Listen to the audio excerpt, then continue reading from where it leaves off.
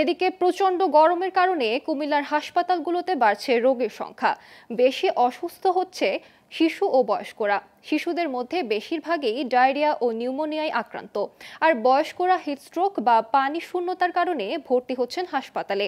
বিভিন্ন ওয়ার্ড ভরে যাওয়ায় রোগীদের জায়গা দিতে হচ্ছে হাসপাতালের বারান্দায়। অতিরিক্ত রোগীর কারণে ওয়ার্ডগুলোরও বেহাল দশা।